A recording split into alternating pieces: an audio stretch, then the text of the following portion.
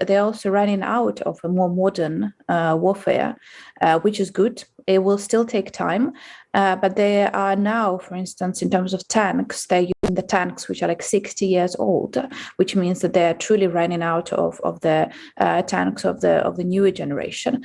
It doesn't mean that we are winning right now. They still have more artillery, they still have more fighter jets, but they're definitely running out of the modern weaponry. We are heading to Ukraine now, where Kiev has faced attacks for the first time in weeks. A number of explosions shook parts of the capital early this morning. Russia says it hit tanks supplied by European countries. Well, Inna Sovsun is a Ukrainian MP with the opposition Holos party and joins us now. What are you seeing in Kiev today, Inna, following this morning's attacks? Well, truth be told, I'm not in Kiev right now. I'm on a business trip in Europe, but I have talked to my friends and my team over there in Kiev, and several of them who are particularly living near the area which was hit woke up at 5 something in the morning because of the hits. So those were major explosions. It was not something minor, and they were targeting the left side of the river, as we call it, the other side, far away from the city center.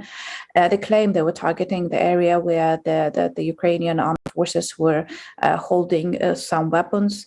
There was no official comment on that by the army. We, of course, do hope that they missed, but that is their target. That was to be expected. Of course, that's not the first time they would do that.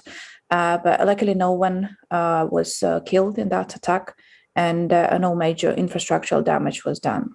In the last few weeks, life in Kiev has returned to some degree of normality, hasn't it?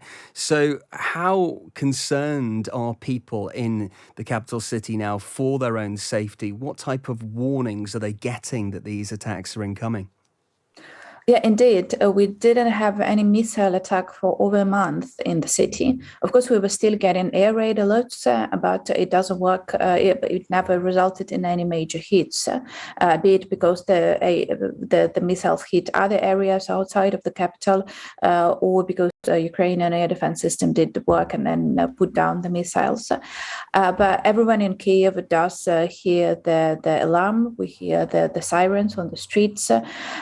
We all have the special app on our phones, which goes blaring once if there is an air raid alert. I'll tell you this, being away from Ukraine right now, whenever I hear, personally, it's a very personal comment, I hear any loud sound, my heart starts bumping, because for me, I think for the rest of my life, any loud sound, be it the emergency car driving on the street or anything else, that would mean that this is an air raid alert, and my heart just goes, crazy because of that. So people get those warnings. People do try to follow the very basic measures of safety, which is, truth be told, not always possible. I mean, air raid alerts can go on for hours, and people have their lives to go through.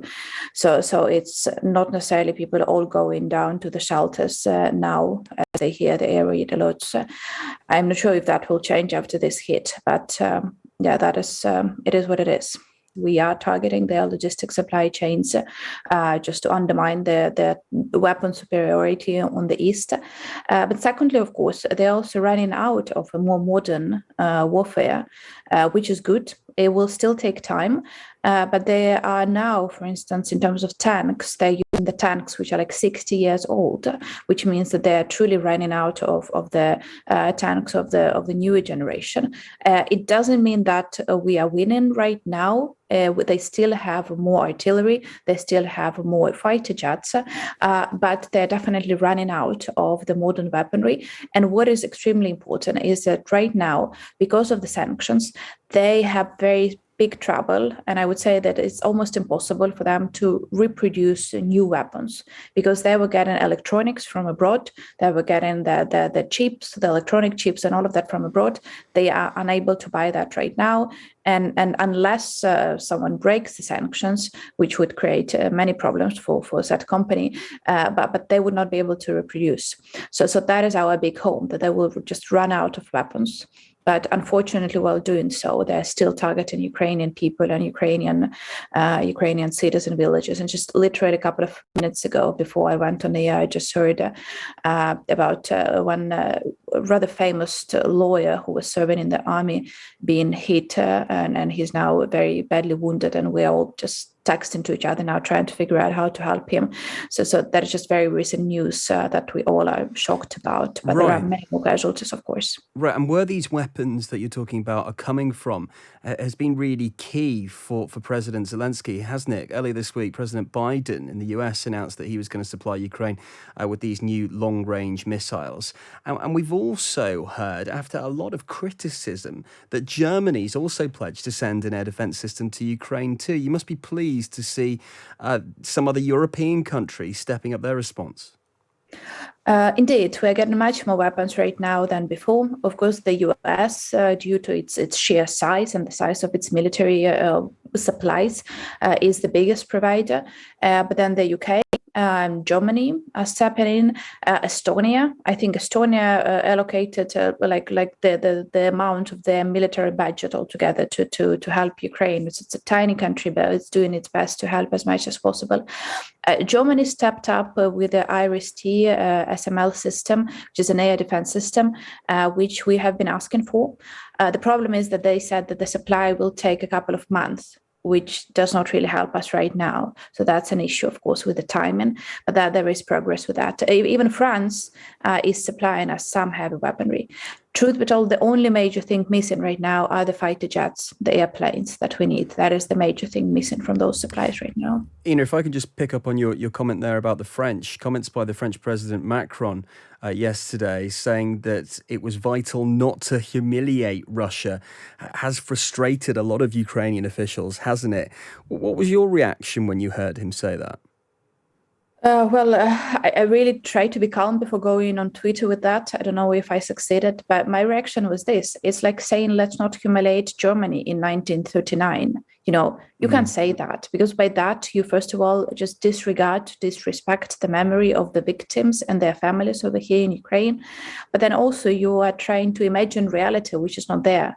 Remember that 80% of Russians do support this war, that the crimes are not committed just by Putin. He didn't give direct order to rape. Those are the Russian soldiers, representatives of the Russian society who are doing that.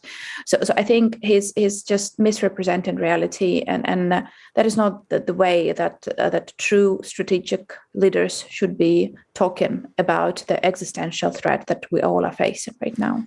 Just very briefly, before we let you go, Russia has responded in the last day saying the US is itself prolonging the war by sending these latest weapons. How do you interpret their warnings as they come in so fast and on a repeated basis? Is it something that worries you more or less the more you hear of them? Truth be told, we don't really listen to that very much, because there is nothing that would change how we need to behave, which is to fight back for our territory and our land. So yes, they're saying that, they have to be saying something. I think to a big extent that is targeting their internal audience for whom they need to explain the situation, but we're not seeing them getting much stronger on the battlefield. They are strong, of course, we have to understand, but I think that is more for internal consumption for the Russian people.